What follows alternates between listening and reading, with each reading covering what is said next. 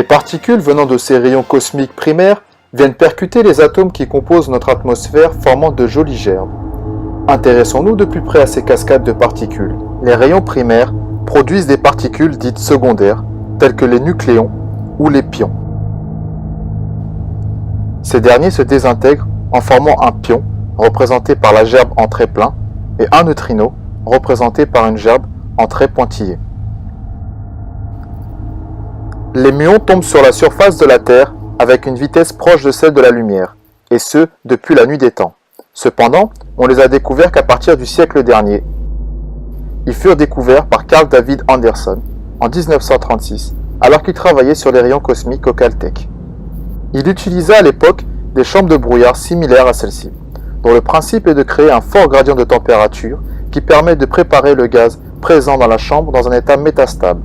Le passage d'une particule apporte une perturbation locale, soit un arrachement d'ion, qui va permettre la condensation du gaz et donc l'observation de traces visibles à l'œil nu. La fusion nucléaire, qui consiste à exploiter l'énergie libérée par la fusion de deux noyaux légers, tels que le tritium et le deutérium, est aujourd'hui très convoitée. Aujourd'hui, il existe plusieurs techniques telles que le confinement magnétique ou encore la Z-machine. Malheureusement, elles n'ont pas encore fait leurs preuves ou ne sont tout simplement pas encore exploitables. Il en est de même pour la fusion catalysée par muons, procédé qui pourrait permettre théoriquement des réactions de fusion nucléaire grâce à un rapprochement des noyaux des atomes consécutifs au remplacement de leurs électrons de liaison par des muons. En effet, les muons sont assez similaires aux électrons, si ce n'est leur masse, qui est 207 fois supérieure à celle de l'électron. Ainsi, lorsqu'on leur substitue des muons négatifs, on obtient une matière exotique dans laquelle les noyaux sont 207 fois plus proches les uns des autres. La probabilité que les noyaux ainsi rapprochés puissent fusionner naturellement est alors fortement augmentée.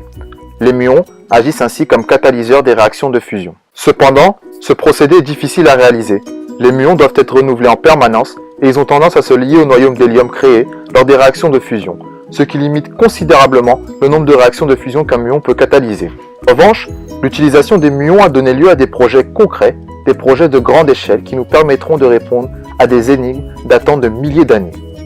La myographie est une technique d'imagerie qui utilise les muons en détectant le nombre de ces particules qui traversent le volume cible afin de déterminer la densité de sa structure interne inaccessible. Ces particules ont la possibilité de traverser des matières denses telles que la roche du fait de leur masse. Elles sont beaucoup moins sujettes au rayonnement de freinage qui est la principale cause de ralentissement des électrons ou positrons d'énergie similaire. L'un des premiers myogrammes concluants fut le travail de pionnier effectué par Tanaka et Niwa, aboutissant à la création de la myographie sur film. Les plaques à émulsion nucléaire ont été exposées en direction du volcan Azama au Japon, puis analysées ensuite au moyen d'un microscope mis au point par le duo, spécialement adapté pour détecter plus efficacement la trajectoire de particules chargées fixée par la plaque enduite. La myographie sur film leur a permis d'obtenir la première image de l'intérieur d'un volcan en activité en 2007, mettant en évidence la structure de la cheminée magmatique. Le projet Scan Pyramide, lancé depuis le 25 octobre 2015, est un projet franco-égyptien d'étude de l'intérieur des pyramides d'Égypte, mené par un consortium scientifique formé par l'Université du Caire et par l'Institut HIP. Ce n'est pas parce qu'un mystère est vieux de 4500 ans qu'il ne faut pas tenter de le résoudre.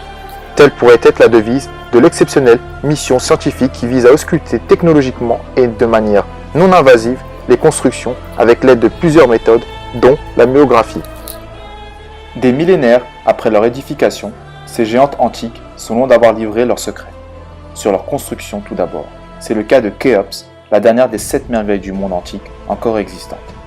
Il est toujours impossible de décrire avec certitude comment a été érigé ce monument de pierre, le plus grand jamais construit par l'homme. CEA, Commissariat à l'énergie atomique et aux énergies alternatives, participant à ce projet, a mis en place ce télescope à muons composé de 4 détecteurs gazeux micro-méga qui détectent les particules en décelant d'une part les charges que créent ces dernières dans le gaz par ionisation et d'une autre part en amplifiant ces charges créées. Chacun de ces détecteurs capte et amplifie le signal électrique qui est produit quand un muon les traverse. Ensuite, à partir des variations de flux, on en déduit les variations de densité de la matière traversée par les muons. Aujourd'hui, cette technologie a permis de découvrir l'existence d'un couloir derrière l'entrée principale ainsi qu'une cavité. Ces conclusions sont encourageantes et mettent en lumière la nécessité de faire se rencontrer archéologue et spécialiste des nouvelles technologies. Il est donc important de considérer dans nos recherches scientifiques le fort potentiel de ces particules venues du ciel. Si l'homme en maîtrise la production, des projets tels que la fusion nucléaire pourraient avoir lieu, ce qui changera considérablement l'avenir de l'humanité.